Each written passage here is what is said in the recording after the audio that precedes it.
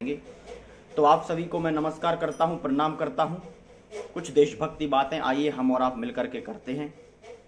और यदि आप लोग सुन रहे हैं तो कोई भी एक मैसेज मुझे कर दे कि हाँ मुझे आवाज़ आपकी ठीक ठाक आ रही है, फिर मैं आगे अपनी बात प्रारंभ करता हूं। यदि प्रतीक जी मेरी आवाज़ सुन रहे हों तो एक बार मैसेज करें कि हाँ आवाज़ ठीक ठाक आ रही है।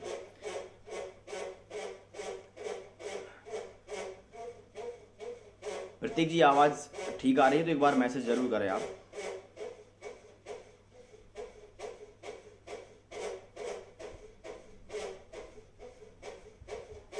खैर कोई बात नहीं, मुझे लगता है आवाज़ ठीक ठाक आ रही होगी। हम कवि हैं, कोई नेता नहीं है जो हमारी आवाज़ कहीं बंद हो जाएगी। 4 पंक्तियों से मैं अपने काव्य यात्रा प्रारंभ करता हूँ। सुनिएगा मैं किस तेवर का कवि हूँ। और जितने भी लोग हैं उनसे निवेदन है कि अपना इस वीडियो को अधिक से अधिक शेयर करें ताकि और भी लोग जुड़ सकें। 4 पंक्तियां पढ़ता हूँ, सुनिएगा कि समर में जय पराजय तो हजारों बार होती है। समर में जय पराजय तो हजारों बार होती है, मगर ठंडक कलेजे को लहू की धार देती है। और देते जान जो अपनी वतन के मान की खातिर, समूचे विश्व में उनकी ही जय जयकार होती है। समूचे विश्व में उनकी ही जय जयकार होती है। सुनिएगा कि हौसले से बांध कर कसकर कमर में आ गया। हौसले से बांध कर कसकर कमर में आ गया, प्राण लेकर के हथेली पर समर में आ गया। मैं करूंगा शब्द से आराधना मां भारती की, मैं करूंगा वंदना गौ मात गंगा आरती की। है नमन मेरा उन्हें जिसने हमें पहचान दी, और देश की खातिर जिन्होंने हंसते हंसते जान दी। देश की खातिर जिन्होंने हंसते हंसते जान दी। मित्रों, अभी कोरोना की प्रतिकूल परिस्थितियां हमारे देश में बनी हुई हैं। देखिए, ये बड़ा ही विषम संकट हमारे देश पर आन पड़ा है और इस समय हम और आपको एक होने की ज़रूरत है। हम जिस पद पर हैं, हम जहां हैं, वहीं अपनी देशभक्ति दिखाने की आवश्यकता है। ये हमारा दुर्भाग्य है, या फिर कहें कि हमें सौभाग्य नहीं मिला कि हम सरहद पर जाकर मां भारती की सेवा कर सकें बंदूक तानकर। लेकिन मित्रों, आज एक ऐसा अवसर है, यदि आपके अंदर देशभक्ति है, आपके रगों में राष्ट्रवाद का खून दौड़ रहा है, तो आप जिस स्थान पर हैं, जिस समाज में हैं, उस समाज और राष्ट्र के उत्थान व कल्याण के लिए अपनी पूरी मेहनत, अपनी ईमानदारी और निष्ठा के साथ कर्तव्यों का निर्वहन कीजिए। यही आपकी उचित देशभक्ति है। इसलिए मित्रों, मैं आप सभी से कहना चाहता हूं कि हमें सदैव गरीब, पीड़ित, शोषित और वंचितों की हमेशा आगे आकर मदद करनी है। यदि ऐसा नहीं हुआ तो उनकी आस टूट जाएगी। मित्रों, 1947 के बाद हिंदुस्तान को आज़ादी मिली और कुछ महापुरुषों ने कहा कि हिंदुस्तान को जो आज़ादी मिली है वह राम राज्य है। लेकिन मित्रों, मैं एक प्रश्न खड़ा करना चाहता हूं। हिंदुस्तान को आज़ादी मिली, वह आज़ादी खंडित आज़ादी मिली। लेकिन मित्रों, उसके बाद जिस प्रकार हमारे देशवासियों ने, देश के महापुरुषों ने, नेता ने राम राज्य की संकल्पना हमारे देश को दी, मुझे लगता है वह उचित नहीं है। वीरेंद्र सिंह जी आए हैं, आपका बहुत बहुत स्वागत है। सतीश यदुवंशी, बहुत बहुत स्वागत है आपका। जय हिंद। मैं बात कर रहा था आज़ादी की। हिंदुस्तान को खंडित आज़ादी मिली और खंडित आज़ादी मिलने के बाद लोगों ने कहा कि राम राज्य हमारे देश में आ चुका है। लेकिन मित्रों, जहां तक मैंने अनुमान लगाया है, अध्ययन किया है, मैं एक बात जरूर कहना चाहता हूं। राम राज्य के पहले 14 वर्षों का भरत का राज्य आता है। मित्रों, राम राज्य कोई व्यवस्था परिवर्तन नहीं है। राम राज्य मानसिक परिवर्तन का राज्य होता है। मित्रों, जो 14 वर्षों भरत का राज्य रहा, उस राज्य में व्यवस्था का परिवर्तन हुआ। लेकिन जब राम का राज्य आया, भगवान श्री राम जब लंका से अयोध्या की ओर वापस लौटे, तब लोगों की मानसिक परिवर्तन, उनकी सोच, उनकी कुंठित मानसिकता थी, उससे लोग आज़ाद हुए। तो इसलिए मित्रों, मैं कहना चाहता हूं, यदि हम और आप चाहते हैं कि हिंदुस्तान की हमें आज़ादी और पुनः विश्वगुरु सोने की चिड़िया बनाने की जो हमारी संकल्पना है, जो हम अखंड भारत की संकल्पना को लेकर आज दिन रात मेहनत कर रहे हैं, आगे बढ़ रहे हैं, यदि आप इसको साकार करना चाहते हैं तो फिर इस बात को हमें ध्यान देना होगा कि जब तक हिंदुस्तान के 1.25 अरब देशवासियों की मानसिक परिवर्तन नहीं होगा, वो अपनी कुंठित मानसिकता से आज़ाद नहीं होंगे, तब तक हम हिंदुस्तान को आज़ाद नहीं कर सकते। मित्रों, अभी जमातियों ने हिंदुस्तान को खंड खंड करने का प्रयास किया, लेकिन हम जैसे कवि और आप जैसे युवा साथी हैं, जिनके कंधों पर ही हिंदुस्तान के भविष्य का निर्माण टिका हुआ है, तो जिसको अतीत की उपलब्धियां लाद कर अपनी पीठ पर लानी है। इसलिए मित्रों, जमातियों ने कहीं ना कहीं ऐसा प्रयास किया, उनकी साजिश, उनका षड्यंत्र था कि हम हिंदुस्तान को कोरोना के रूप में खंड खंड करने का प्रयास करें। लेकिन मैं उन गद्दारों, उन जयचंदों से कहना चाहता हूं कि ये आप पहले ही हिंदुस्तान के हजारों टुकड़े कर चुके हैं। अखंड भारत को 200 साल पहले अफगानिस्तान, तो 1947 में पाकिस्तान, तो कभी म्यांमार, तो कभी बांग्लादेश, तो कभी नेपाल, तो कभी भूटान, तो कभी तिब्बत, और कभी बांग्लादेश में हम हिंदुस्तान को बांट चुके हैं। उसके बाद यदि हम बात करें तो हम चीन से युद्ध जब हमारा हुआ तो हमने कश्मीर का लगभग 45,000 वर्ग किलोमीटर का जो हिस्सा है वो चीन को गवा दिया। और वहीं आज भी कश्मीर का थोड़ा बहुत हिस्सा पाकिस्तान अधिकृत कश्मीर पीओके के नाम से हम और आप जानते हैं। मित्रों, इतना कुछ होने के बावजूद भी यदि कुछ लोग सोचते हैं कि हम हिंदुस्तान की एकता अखंडता के साथ खिलवाड़ करेंगे, हिंदुस्तान को पुनः एक नए राज्य में बांट देंगे, तो ये उनकी जो उनका दृष्टिकोण है, जो उनकी बुरी सोच है, जो ये जयचंद और गद्दार भरी उनकी नीयत है, उस पर हमें हावी होना होगा। क्योंकि मित्रों, गाय के रक्षक तब कम पड़ जाते हैं जब गाय के भक्षकों की संख्या तब बढ़ जाती है जब गाय के जो रक्षक हैं वह शांत हो जाते हैं, खामोश हो जाते हैं। इसलिए मित्रों, मैं उनसे कहना चाहता हूं, जमातियों से, कि वृक्ष से विषवेल छांटी जाएगी, वृक्ष से विषवेल छांटी जाएगी, मौत से लड़ने माटी जाएगी, और प्रेम के बदले मिलेगा प्रेम, पर तलवार से तलवार काटी जाएगी, तलवार से तलवार काटी जाएगी। तब मैं पंक्तियां पढ़ता हूं, मैंने एक कविता लिखी है। जितने भी लोग हैं उनसे निवेदन है, एक बार वीडियो अधिक से अधिक शेयर करें, ताकि मेरी जो कविता है, जिन लोगों तक मुझे ये कविता पहुंचानी है, झक्कास खबर के माध्यम से मेरी कविता वहां तक पहुंचे। पंक्तियां पढ़ता हूं, सुनिएगा मित्रों। 4 पंक्तियां उसके पूर्व में मैं कहना चाहता हूं, सुनिएगा कविता की। नीतियां चाहे कपट की अनगिनत अगणित बना लें, उन जमातियों से कहना चाहता हूं जो दिल्ली से निकले जमात, जिन्होंने हिंदुस्तान को तोड़ने का प्लान बना रखा था, रणनीति बना रखी थी। तब मैं पंक्तियां पढ़ना चाहता हूं कि नीतियां चाहे कपट की अनगिनत अगणित बना लें, नीतियां चाहे कपट की अनगिनत अगणित बना लें, गजनवी कासिम मोहम्मद गौरी को मानक बना लें, मरकजों के व्यूह में मक्कार कितने भी पले हों, या जहालत के जहर की ओढ़नी में खुद ढले हों, रथ विजय पथ पर कभी पापी का चल पाया नहीं, विधान कोई भी कभी सच का बदल पाया नहीं, इतिहास के पृष्ठों को पढ़ लेना जरा तुम खोलकर, आए दमनकारी यहां जितने गए सब लूट कर, देश को तोड़ा मरोड़ा धर्म ग्रंथों को जलाया, देश को तोड़ा मरोड़ा धर्म का दीपक बुझाया, उपनिषद वेदों पुराणों धर्म ग्रंथों को जलाया, किंतु अग्नि में कभी प्रहलाद जलते हैं नहीं, ठोकरों से देश की बुनियाद हिलती है नहीं, डगमगाती रही माटी हौसला टूटा नहीं, भारती की आंख से आंसू कभी फूटा नहीं, तोड़कर षड्यंत्र के पिंजरे सदा आगे बढ़े, तोड़कर षड्यंत्र के पिंजरे सदा आगे बढ़े, कष्ट लाखों झेलने के बाद भी निर्भर खड़े, प्रसन्न होकर हम जिए संताप से ऊबे नहीं, कूप से बाहर निकल आए कभी डूबे नहीं,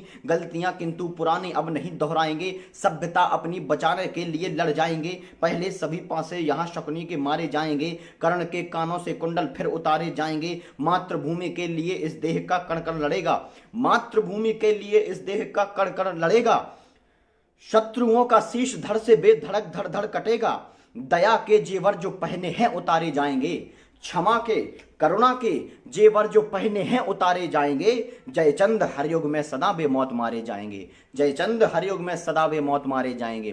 तब मैं कहना चाहता हूं कि प्रेम प्यार के बदले हमको प्यार बांटना आता है, प्रेम प्यार के बदले हमको प्यार बांटना आता है, काले बादल मंडराएं तो उन्हें छांटना आता है, और जिस थाली में खाया तुमने उस थाली में छेद किया, तो हम राणा के बेटे हैं फिर शीश काटना आता है, तो हम राणा के बेटे हैं फिर शीश काटना आता है। मित्रों, लेकिन हम शत्रुओं का शीश तभी काट पाएंगे जब टिकटॉक और सोशल मीडिया की गंदी गलियों से बाहर निकलकर हिंदुस्तान के भविष्य के बारे में सोचना शुरू करेंगे। आज की युवा पीढ़ी जो अपनी इस 5 इंच के मोबाइल फोन की स्क्रीन में दिनों रात डूबी हुई है, जो मदहोश होकर हिंदुस्तान के आने वाले भविष्य के साथ खिलवाड़ कर रही है, इससे हिंदुस्तान पुनः विश्व को सोने की चिड़िया नहीं बनने वाला। हिंदुस्तान में कई कवि भी ऐसे हैं, मैं कवियों पर आरोप नहीं लगा रहा हूं, परंतु सच्चाई करना कवि का कर्तव्य होता है, साहित्य समाज का दर्पण होता है, और दर्पण के सामने खड़े होने की औकात उन्हीं की होती है जिनके चेहरे पर कोई दाग नहीं होता है। इसलिए मित्रों, मैं कवियों से भी कहना चाहता हूं, यदि आपकी कथनी और करनी एक नहीं होगी तो आप भी हिंदुस्तान में भारतीय के सच्चे सेवक सच्चे साधक नहीं हैं। आप भी कहीं ना कहीं अपने कर्तव्यों के साथ खिलवाड़ कर रहे हैं। मित्रों, हम बड़े मंच से बड़ी बड़ी बात कहने के बाद जब पर्दे के पीछे बैठते हैं तो हमारे हाथ में भी ठीक वही पैक वाला गिलास होता है, वही भद्दी अश्लील टिप्पणियां होती हैं, जोक होते हैं, चुटकुले होते हैं। तो मित्रों, इससे भी देश का भविष्य नहीं बनने वाला। मैं सिर्फ इतना कहना चाहता हूं कि यदि आप राम राज्य लाना चाहते हैं तो हम और आपको राम बनना होगा। हमने राम को एक अलमारी में बैठा दिया, उनकी पूजा अर्चना शुरू कर दी, और जब हमसे कोई गलती होती है तो हम कहते हैं हम स्वयं भगवान थोड़ी हैं। मित्रों, हमने इंसान और भगवान को अलग कर दिया।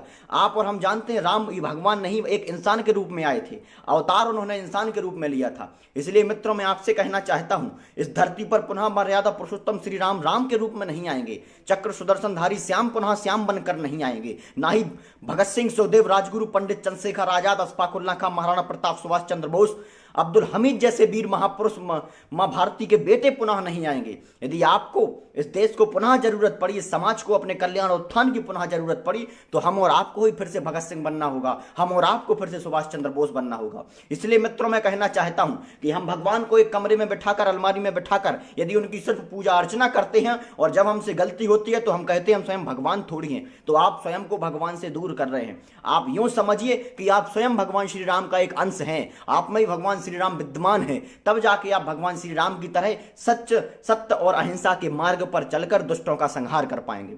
और मित्रों, अधर्म, अन्याय, अनाचार के खिलाफ, असत्य के खिलाफ अपनी आवाज को बुलंद कर पाएंगे। इसलिए मित्रों, मैं सिर्फ इतना कहना चाहता हूं, यदि आप चाहते हैं कि रामराज की अवधारणा साकार हो, रामराज की संकल्पना पुनः देश में आए, तो फिर हम और आपको राम जैसा कर्तव्य निभाना होगा।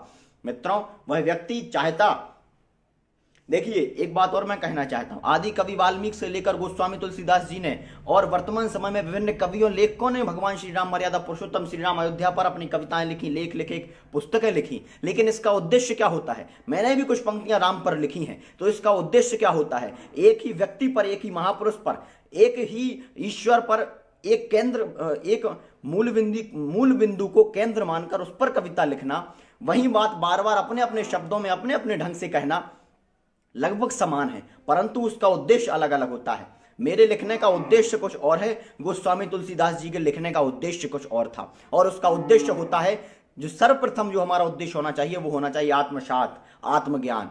मित्रों, हमने जो लिखा है कि हमने उसका आत्मज्ञान किया है, आत्मसात किया है, ये महत्वपूर्ण होना चाहिए। इसलिए मित्रों, मेरा आप सभी से निवेदन है कि अपनी कथनी करनी को जरूर एक रखें। पंडित मदन मोहन मालवीय जी की मैं पुस्तक पढ़ रहा था, उन्होंने बहुत अच्छा लेख लिखा है। उन्होंने लिखा है कि जब मैं अपने घर में होता हूं तब एक सनातनी हूं, और जब मैं घर से बाहर इस समाज की ओर निकलता हूं, गांव से अपनी देहरी से कदम बाहर लांघता हूं, तब मुझे लगता है कि मेरा धर्म हिंदू है, और जब मैं राष्ट्र की ओर अपनी आंखों को, दृष्टि को ले जाता हूं तो मुझे लगता है कि मेरा धर्म सिर्फ और सिर्फ राष्ट्र धर्म है। लेकिन जब मैं मानव समाज की ओर देखता हूं, संपूर्ण विश्व पटल की ओर देखता हूं, तब मेरा धर्म सिर्फ और सिर्फ मानवता हो जाता है। इसलिए मित्रों, आप जरा सोचिए कि जो व्यक्ति सनातनी से मानवता तक अपने आप को ले जा रहा है, तो हमारी आपकी भी यही जिम्मेदारी है। सत्य समय के हिसाब से बदलता रहता है। इसलिए मित्रों, हमने एक सनातनी धर्म में जन्म लिया है, तो वहां से हमें चलना है, और सनातन का तो पर्याय ही मानवता होता है। लेकिन मित्रों, एक बात और है, जब हमारी अहिंसा को, हमारे सिद्धांतों पर कोई चोट करे और प्रहार करे, तब हम अपनी सहनशीलता को छोड़कर थोड़ा सा उग्र होने का प्रयास जरूर करें, क्योंकि कई बार जो आग होती है उस पर पानी नहीं, आग से आग ही बुझाई जाती है। इसलिए मित्रों, ऐसी अवश्य स्थिति आएगी। कल महाराजा छत्रसाल जी की जयंती है, और कल पुनः मैं आप सभी के बीच महाराजा छत्रसाल स्मृति शोध संस्थान छतरपुर से लाइव रहूंगा दोपहर 12 बजे। 24 घंटे की निरंतर काव्य यात्रा होगी, जिसमें देश के बड़े बड़े नामचीन कवि उसमें आएंगे। मेरा भी एक छोटा सा उसमें आधे घंटे का उद्बोधन होगा। आप कल पुनः 12 बजे उस पर जुड़े। उसके पूर्व में कुछ और मैं बात कहता हूँ, सुनिएगा कि तानसेन का राग सुनाने वाले हैं, तानसेन का राग सुनाने वाले हैं, कविता में प्रयाग दिखाने वाले हैं, किंतु हमें मधुर मन मोहक मत समझो, हम पानी में आग लगाने वाले हैं, हम पानी में आग लगाने वाले हैं। तब पंक्तियां पढ़ता हूं कि मैं वतन के वास्ते अनुराग बनना चाहता हूं, मैं वतन के वास्ते अनुराग बनना चाहता हूं, सबका मन मोहक करे वो राग बनना चाहता हूं, और दाग बनना यह मुझे भाया नहीं पंकज कवि, होलिकाओं के लिए मैं आग बनना चाहता हूं, होलिकाओं के लिए मैं आग बनना चाहता हूं। मित्रों, महाराजा छत्रसाल के ऊपर भी मैं कुछ बात करना चाहता हूं। महाराजा छत्रसाल, छतरपुर पर जब आक्रमण किया गया तो उन्होंने बाजीराव पेशवा से मदद मांगी, और वहीं बाजीराव पेशवा जी ने मस्तानी के साथ दूसरा विवाह किया। मस्तानी महाराजा छत्रसाल की पुत्री थी, और जब बाजीराव पेशवा से महाराजा छत्रसाल ने मदद मांगी, जब उनका राज्य संकट था, जब प्रतिद्वंदियों ने, उनके विरोधियों ने, शत्रुओं ने उन पर आक्रमण किया था, तब उनकी फौज, उनकी सेना थोड़ी सी कम पड़ गई थी, और तब बाजीराव पेशवा ने अपना धर्म, एक योद्धा का धर्म निभाते हुए, कर्मवीर योद्धा का धर्म निभाते हुए जो दूरी लगभग 1 हफ्ते की थी, उस 1 हफ्ते की दूरी को लगभग कुछ ही घंटों में तय करके वे बुंदेलखंड पधारे और शत्रुओं से युद्ध किया, शत्रुओं पर विजय प्राप्त की। तब जाके महाराजा छत्रसाल ने अपनी पुत्री का विवाह बाजीराव पेशवा के साथ करवाया। मित्रों, महाराजा छत्रसाल ने भी सैकड़ों लड़ाइयां लड़ी। और मित्रों, यदि हम अपना इतिहास कभी पढ़ें तो ये बात बिल्कुल सत्य है कि हमारे जो रगों में जो खून दौड़ता है उसमें कहीं ना कहीं उबाल आ जाता है। जितने भी लोग जुड़े हैं उनका बहुत बहुत स्वागत है। शिवानी नायक हमारे बीच में, बहुत बहुत स्वागत है आपका। महेंद्र जी, आपका भी स्वागत है। प्रतीक राज खरे, सुंदर, सही कहा आपने, बहुत बहुत स्वागत है। सतीश जी, और जितने लोग हैं एक बार पुनः शेयर कर दें। तब मैं कुछ पंक्तियां बुंदेलखंड को समर्पित करता हूं, सुनिएगा। कि सौम्य सरलता सुंदरता से युक्त जगत से न्यारी, सौम्य सरलता सुंदरता से युक्त जगत से न्यारी, पावन पुण्य पवित्र धरा है प्राणों से भी प्यारी, पुष्पों की पंखुड़ियों से भी ज्यादा है कोमलता, पुष्पों की पंखुड़ियों से भी ज्यादा है कोमलता, इस माटी में सदा झलकती गंगा सी निर्मलता, शौर्य वीरता साहस का पर्याय कहूं तो कम है, बुंदेली वीर कथाओं का अध्याय कहूं तो कम है, छत्रसाल महाराजा का यशगान करूं तो कम है, बुंदेलखंड को भरत खंड की शान कहूं तो कम है, झांसी की रानी का स्वाभिमान कहूं तो कम है, बुंदेलखंड को पूरा हिंदुस्तान कहूं तो कम है, बुंदेलखंड को पूरा हिंदुस्तान कहूं तो कम है। और मित्रों, कभी कभी आपने भी पढ़ा होगा, मैंने भी पढ़ा है कि सत्य परेशान होता है, पराजित नहीं।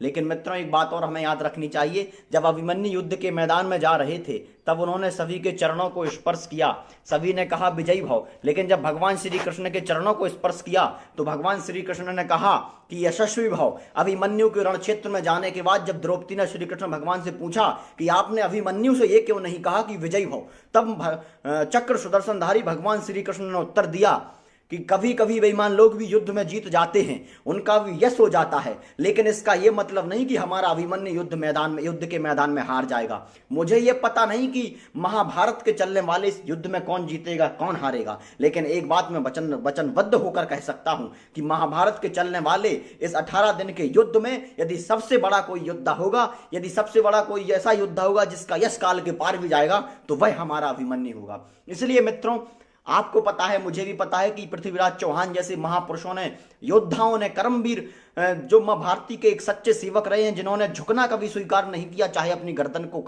कटवा कर रख दिया, जिन्होंने कभी भी मुगलों की या फिर अंग्रेजों की अधीनता को स्वीकार नहीं किया, सदैव स्वाधीनता के साथ, स्वतंत्रता के साथ अपने छाती को और अपने शीश को किसी के चरणों में झुकाया नहीं। ऐसे महापुरुषों के बारे में आप सोचिए। मित्रों, हम तो आजाद हिंदुस्तान में पैदा हुए। हिंदुस्तान में एक वक्त ऐसा भी था जब भारत माता की जय और वंदे मातरम बोलने पर हमें फांसी की सजा हो जाती थी। एक वक्त ऐसा भी था जब हम तिलक और जनेऊ धारण करते थे तो हमें फांसी पर लटका दिया जाता था। एक समय ऐसा भी था जब हम अपने धर्म को परिवर्तित नहीं करते थे, हिंदू धर्म और सनातन धर्म का त्याग नहीं कर पाते थे, तब हिंदुस्तान ऐसे युवकों के युवतियों के साथ छेड़खानी, दुष्कर्म और बलात्कार जैसे कृत्य हो जाते थे। और मित्रों, आजाद हिंदुस्तान की बात की यदि हम बात करें, धारा 370 का जब खात्मा होता है तो देश के कुछ नेता कहते हैं कि कश्मीर के साथ अन्याय हो रहा है। लेकिन मित्रों, मैं एक बात और कहना चाहता हूं, जब कश्मीर से 7.5 लाख लोगों के साथ खिलवाड़ किया गया, हजारों लाखों लोग बेघर हुए,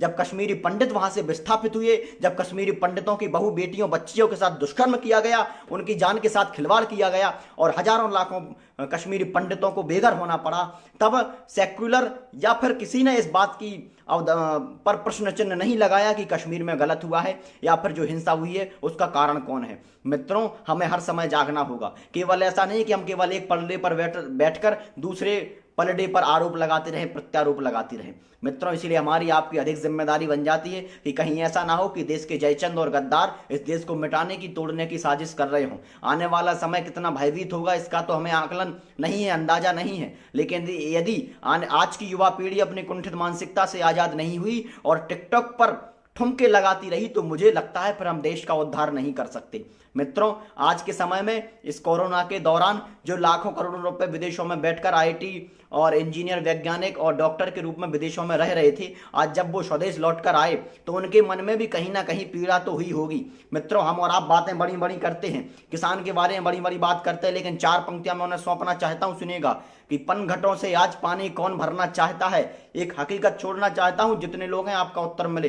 पनघटों से आज पानी कौन भरना चाहता है, मरघटों पे प्रथम जाकर कौन मरना चाहता है, और भोग 56 भोजनों में चाहते हैं सब, मगर गांव में खेती किसानी कौन करना चाहता है, गांव में खेती किसानी कौन करना चाहता है। हम और आप बड़े बड़े भवनों में बैठकर, एसी कमरों में बैठकर पार्टियां करना चाहते हैं, बड़ी बड़ी बातें करना चाहते हैं, अश्लील गाने सुनते हैं और भद्दी टिप्पणियां करना चाहते हैं, लेकिन हम सच्चाई जीना नहीं चाहते। मित्रों, हकीकत तो यही है कि जब तक हम काम नहीं करेंगे, कर्तव्यों का पालन नहीं करेंगे, तब तक हमसे कुछ नहीं होने वाला। इसलिए मित्रों, हमारी आपकी जिम्मेदारी है युवा पीढ़ी को सोचने की, समझने की आवश्यकता है कि हम जागें। यदि आज नहीं जागे, इस समय जब हमारा देश परतंत्र था, अंग्रेजों के अधीन था, तब भी इस देश में हजारों लाखों करोड़ों लोग थे, लेकिन जब फांसी के फंदे को चूमने की बारी आई, तब भगत सिंह, सुखदेव, राजगुरु ही सामने आए थे। इसलिए मित्रों, मेरा उद्बोधन काफी हो गया, मैं कुछ कविताएं आपके बीच में रख देता हूं। जितने लोग हैं उनका बहुत बहुत स्वागत करता हूं, पुनः प्रणाम करता हूं। कविता के साथ जुड़े, सुनिएगा। कि विश्व पटल के मानचित्र पर भारत का सम्मान रहे, विश्व पटल के मानचित्र पर भारत का सम्मान रहे, जाति धर्म से ऊपर उठकर अपनी एक पहचान रहे, और हिंदू मुस्लिम सिख ईसाई मजहब चाहे हो कोई, सवा अरब के दिल में केवल जिंदा हिंदुस्तान रहे, सवा अरब के दिल में केवल जिंदा हिंदुस्तान रहे। और 4 पंक्तियां युवा पीढ़ी के लिए समर्पित करना चाहता हूं, सुनिएगा। कि दुनिया थर थर थर्रा जाए तुम ऐसी ललकार बनो, दुनिया थर थर थर्रा जाए तुम ऐसी ललकार बनो, बासंती चोले में रंग कर एक नया अवतार बनो, और 70 वर्षों कायर बनकर जीने से तो अच्छा है, फौलादी तुम 23 बरस के भगत सिंह सरदार बनो, फौलादी तुम 23 बरस के भगत सिंह सरदार बनो। और जितने भी लोग हैं, सौरभ भास्कर, विनोद पांडे जी, सादर प्रणाम, आपका भी बहुत बहुत स्वागत है। एक छंद में पढ़ना चाहता हूं आज की युवा पीढ़ी के नाम, सुनिएगा।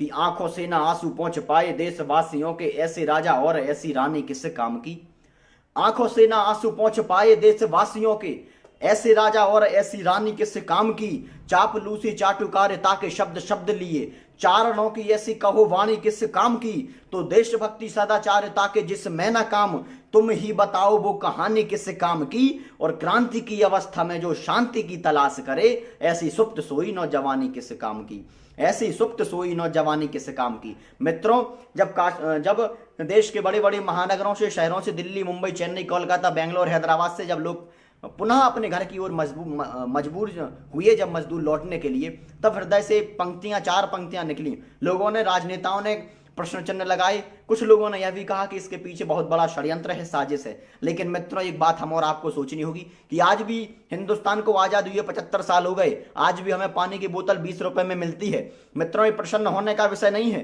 ये प्रजातंत्र के गाल पर मारा गया तमाचा है कि हिंदुस्तान को आजाद हुए 70 साल हो गए, लेकिन हम देश की जनता को साफ और स्वच्छ पानी नहीं पिला सके।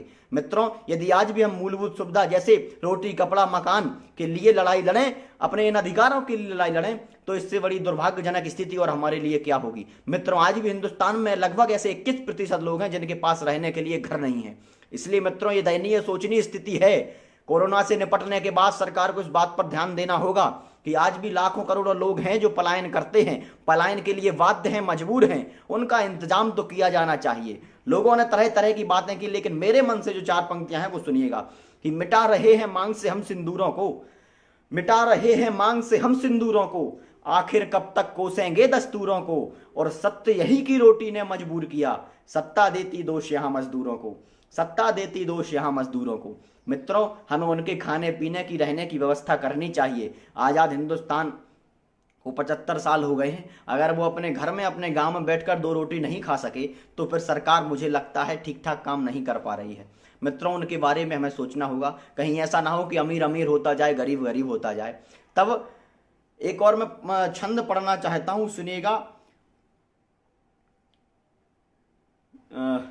कि पापियों का पाप करता है पापियों का अंत, पापियों का पाप करता है पापियों का अंत, होलिका का अंत प्रहलाद करते नहीं, भारतीयता का शीश कभी ना झुकेगा हम, मौत से क्षमा की फरियाद करते नहीं, तो पत्थरों से देंगे हम ईंटों का सदा जवाब, वैसे हम व्यर्थ का विवाद करते नहीं, और खेलते हैं होली हम शत्रुओं के रक्त से ही, रंग और पानी बर्बाद करते नहीं। रंग और पानी बर्बाद करते नहीं। और मित्रों, पालघर में साधुओं की हत्या हो जाती है, वो निर्मम हत्या का क्या कारण है मुझे इसका पता नहीं, लेकिन मित्रों एक बात मैं कहना चाहता हूं, जो साधु गृहस्थ जीवन को त्याग कर संन्यास जीवन में पहुंच चुके हैं, संन्यास को धारण किया हुआ है मित्रों, उनका व्यक्तिगत कोई परिवार नहीं है, लेकिन हमारी आपकी जिम्मेदारी बन जाती है कि संपूर्ण 1.25 अरब देशवासी उनका परिवार है, उनका समाज है। इसलिए मित्रों, केवल साधु समाज ही नहीं, हम और आप भी उस हत्या के उतने ही जिम्मेदार हैं, क्योंकि हमने ठीक ठाक उनकी आगवानी नहीं की, ठीक ठाक उनकी रक्षा नहीं कर पाए। भगवान श्री राम, मर्यादा पुरुषोत्तम श्री राम अपना राजपाट त्याग कर गुरु विश्वामित्र के सानिध्य में ऋषि मुनियों की जो ऋषि मुनि होते थे उनकी रक्षा में निकल पड़ते थे, असुरों से रक्षा करने के लिए। लेकिन हम और आप यदि आजाद हिंदुस्तान में साधुओं की रक्षा नहीं कर पाए तो ये बेशक सोचने का विषय है, हिंदू समाज पर एक प्रश्न चिन्ह है, एक कलंक है। इसलिए मित्रों 4 पंक्तियां और मैं पढ़ना चाहता हूं, सुने कि पावन पवित्र साधुओं का किया गया कत्ल, पावन पवित्र साधुओं का किया गया कत्ल, धर्म सनातन पे किया गया वार है, संत जो अनंत माने गए उनका ये अंत, धनुजों के जैसा कातिलों का व्यवहार है, तो वंदनीय और अभिनंदनीय चंदन की तुलसी की माला आज हुई छार छार है, और कब तक रहे चुपचाप होते रहे पाप, ऐसा कृत्य हिंदुओं के मान पे प्रहार है, ऐसा कृत्य हिंदुओं के मान पे प्रहार है। मेरे गुरुदेव पंडित श्री प्रकाश जी पटेरिया जी ने बहुत अच्छी बात लिखी है, उन्होंने कहा है कि केवल ये तो मैथिली शरण गुप्त जी ने कहा था कि केवल मनोरंजन ना कवि का कर्म होना चाहिए, उसमें उचित उपदेश का भी मर्म होना चाहिए। तब मैं पंक्तियां पढ़ता हूं, उन्होंने लिखा है कि यदि कहीं तुम जैसे मैंने भी विलासता के गुण गाए, नैतिकता को फिर माथे का पावन चंदन कौन करेगा, कलमकार हूं कवि होने का यदि कर्तव्य निभाना पाया, तो महिलाओं के सन्मुख कुटियों का अभिनंदन कौन करेगा, तो महिलाओं के सन्मुख कुटियों का अभिनंदन कौन करेगा। तब एक अंतिम कविता मैं आपके समक्ष रखता हूं, जितने लोग जुड़े उनका बहुत बहुत स्वागत है। एक अंतिम कविता इस परिप्रेक्ष्य में है, मर्यादा पुरुषोत्तम श्री राम के मंदिर का निर्णय हमारे बीच में आया है, लेकिन भगवान श्री राम इस निर्णय के बाद भी उनके अंतर मन में एक पीड़ा है, उनके अंतर मन में जो पीड़ा है उस पीड़ा को मैंने कविता का रूप दिया है।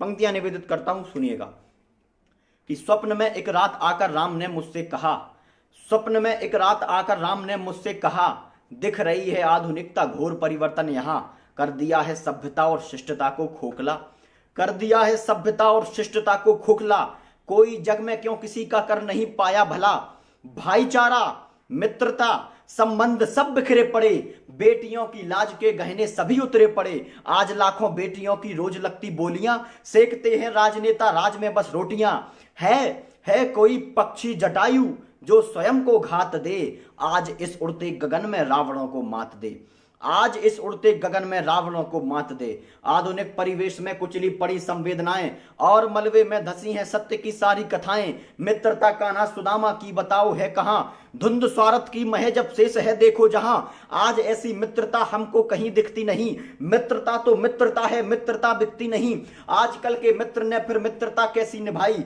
जो स्वयं में है कन्हैया भूख है किसकी मिटाई, धान की उस पोटली का अर्थ ना हम जान पाए, द्वार पर आए सुदामा हम नहीं पहचान पाए, अब तो उठ जागो कन्हैया पैर में छाले पड़े हैं, भूख से पीड़ित सुदामा द्वार पर लाखों खड़े हैं, भूख से पीड़ित सुदामा द्वार पर लाखों खड़े हैं। और भगवान श्री राम का प्रश्न सुनिएगा कि कंठ मेरा रुद्ध है मैं क्रुद्ध होकर रो रहा, एक परिचय मैं तुम्हें परिवार का भी दे रहा, क्या पुत्र का परिवार के प्रति समर्पण शेष है, अनुराग अनुशासन वचन क्या आचरण भी शेष है, क्या शेष है सम्मान मर्यादा हमारे देश में, क्या शेष है ईमान स्वाभिमान मेरे देश में, क्या शेष है लज्जा दया प्रेम की भाषा कोई, संस्कारों से सुसज्जित शुद्ध परिभाषा कोई, भाई भाई एक दूजे को निरंतर कोसते, एक दूजे पर भयंकर भोर से ही भौंकते, बीज नफरत के भला परिवार में क्यों वो गए, भाई भाई रेल की उन पटरियों से हो गए, वो पटरियां जो रेल को देती सहारा हैं, एक दूजे से मगर करती किनारा हैं, वो पटरियां रहती सदा स्थिर कभी चलती नहीं, साथ में दिखती परंतु वो कभी मिलती नहीं, साथ में दिखती परंतु वो कभी मिलती नहीं, राज सिंहासन जो ठुकरा दे वो त्यागी है कहां, आज कलयुग में भरत भाई सा भागी है कहां, वृक्ष जो हमने लगाए हम उसी को बांटते, आज धन दौलत के संग मां बाप को हम बांटते,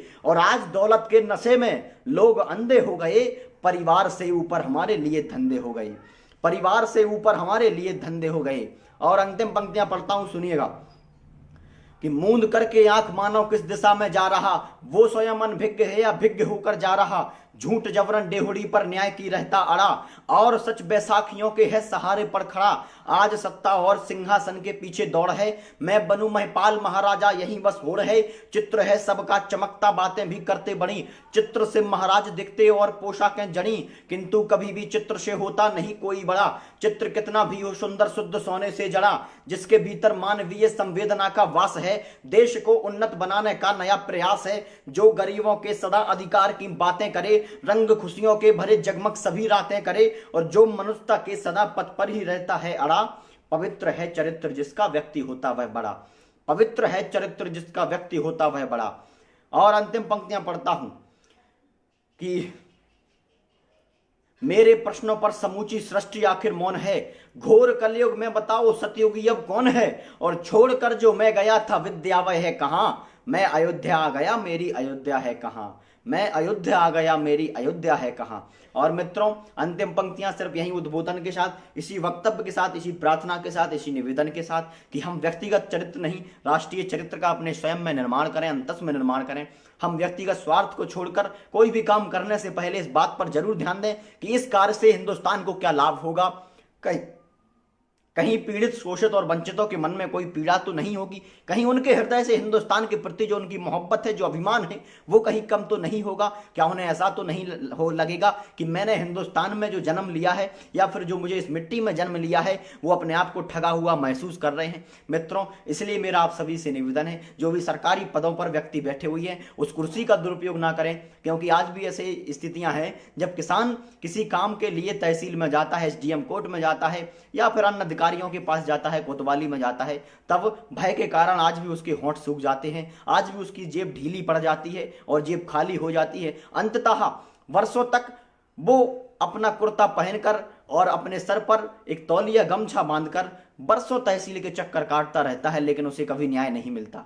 इसलिए मित्रों, मेरा आप सभी से निवेदन है कि जो जिस पद पर हैं उस पद का दुरुपयोग ना करें। किसानों के बारे में सोचें, गरीब पीड़ित वंचितों के बारे में सोचें। यदि भगवान श्री राम सबरी का साथ नहीं लेते, केवट को साथ नहीं लाते, पशु पक्षियों का साथ, वानरों का साथ नहीं लेते, तो शायद वो मर्यादा पुरुषोत्तम श्री राम आज हम सबके आदर्श नहीं होते। उन्होंने इस बात से आगाह किया है, हमें बताया है कि यदि हम और आप बड़ा बनना चाहते हैं, महान बनना चाहते हैं, राम राज्य की संकल्पना लाना चाहते हैं, तो प्रत्येक व्यक्ति के अंदर राम का होना स्वाभाविक है। इसलिए मित्रों, व्यक्तिगत नहीं राष्ट्रीय चरित्र का निर्माण करें। कोई भी काम करने से पहले हिंदुस्तान के बारे में सोचिए, अभिमान करिए इस मिट्टी पर जिस मिट्टी में हमने जन्म लिया। खुददारी के साथ जिए, खुददारी के साथ जिए। और महाराणा प्रताप जैसे लोग जिन्होंने अपने स्वाधीनता को हमेशा, अपने झंडे को, केसरिया बाने को सदैव उन्मुक्त गगन में फहराते हुए रखा, लेकिन कभी मुगलों की अधीनता को स्वीकार नहीं किया, चाहे घास की रोटियां खानी। आज तो हम अपने घर में बैठकर दाल रोटी खा रहे हैं। जब महाराणा प्रताप घास की रोटी खाकर मेवाड़ बचा सकते हैं, तो क्या हम अपने घर में बैठकर अपनी दाल रोटी खाकर हिंदुस्तान को नहीं बचा सकते? ये प्रश्न मेरा आप सभी से है। अब अमल आपको करना है, मुझे भी करना है। समाज देश की रक्षा करनी है, व्यक्तिगत नहीं राष्ट्रीय चरित्र का निर्माण करना है। और राष्ट्रीय चरित्र को दृष्टिगत करते हुए, इंगित करते हुए मेरी अंतिम पंक्तियां सुनिएगा और आप सभी से मैं विदा लूंगा। पंक्तियां निवेदित करता हूं, सुने कि सुंदरता कलियों की लिखूं या रावण का वेश लिखूं, सुंदरता कलियों की लिखूं या रावण का वेश लिखूं, मछली जल के मध्य पनपता वर्तमान में द्वेष लिखूं, मैं चपला की चमक धमकती चमचम चंचल चाल लिखूं, या राष्ट्रद्रोह के दीमक पर मैं जलती हुई मसाल लिखूं, अंधे बहरे लंगड़े सिंहासन का झूठा भान लिखूं, या 3 रंगों से बना तिरंगा इसका स्वाभिमान लिखूं, और पगड़ी टोपी तिलक लगाकर धर्मों का ईमान लिखूं, या लाल लहू की बूंद बूंद से केवल हिंदुस्तान लिखूं, या लाल लहू की बूंद बूंद से केवल हिंदुस्तान लिखूं। मैं किसान की आंखों से बहती नदिया की धार लिखूंगा, मैं किसान की आंखों से बहती नदिया की धार लिखूंगा, खेतों के वक्षस्थल पर जो बोया वह उपहार लिखूंगा, मैं सामाजिक समरसता के हर पन्ने पर बुद्ध लिखूंगा, आस्तीन के सांपों के मैं फन पर चढ़कर युद्ध लिखूंगा, दरवान सजग में राष्ट्र धर्म का सदा जवानों पर लिखूंगा, सींच रहे जो लहू से मिट्टी उन्हीं किसानों पर लिखूंगा, बेशक दाग लगे हों धब्बे फिर भी सुंदर चांद लिखूंगा, बेशक दाग लगे हों धब्बे फिर भी सुंदर चांद लिखूंगा, विश्व पटल पर विश्व गुरु कहलाता हिंदुस्तान लिखूंगा, विश्व पटल पर विश्व गुरु कहलाता हिंदुस्तान लिखूंगा। बहुत बहुत धन्यवाद मित्रों, जितने भी लोग जुड़े बहुत बहुत धन्यवाद करता हूं। आप सभी ने अपना समय दिया, आगे भी आप जुड़े रहें। मैं कवि पंकज पंडित ललितपुर से, और यूट्यूब फेसबुक के माध्यम से आप भी जितने भी लोग दिल्ली से मैं इस झक्कास खबर के पेज से जो जुड़ा हूं, भाई प्रतीक का बहुत बहुत आभार करता हूं। वह भी हमारी बुंदेलखंड की माटी से हैं और वर्तमान में पत्रकारिता करते हैं, दिल्ली में निवासरत हैं, बहुत अच्छे पत्रकार हैं। और पत्रकार भी हमारे साथी होते हैं, कलम उनके पास है, हमारे पास भी है। और कलम के सिपाही भारतीय संविधान का लगभग एक चौथा स्तंभ है, जिनके ऊपर हिंदुस्तान की जिनके कंधों पर हिंदुस्तान की जिम्मेदारी भी होती है। तो हम और आप निर्भीकता निडरता के साथ सच्चाई को लिखते रहें, समाज को पथ प्रदर्शित करते रहें कलम के माध्यम से। इसी के साथ, इसी आशा अभिलाषा आकांक्षा के साथ आप सभी का मैं धन्यवाद देना चाहता हूं, जितने लोग जुड़े हैं। और पुनः फिर कभी आपसे मुलाकात होगी, तब तक आप अपने घर में रहें, स्वस्थ रहें और गरीबों की मदद जरूर करते रहें। बहुत बहुत धन्यवाद। जय हिंद, जय भारत।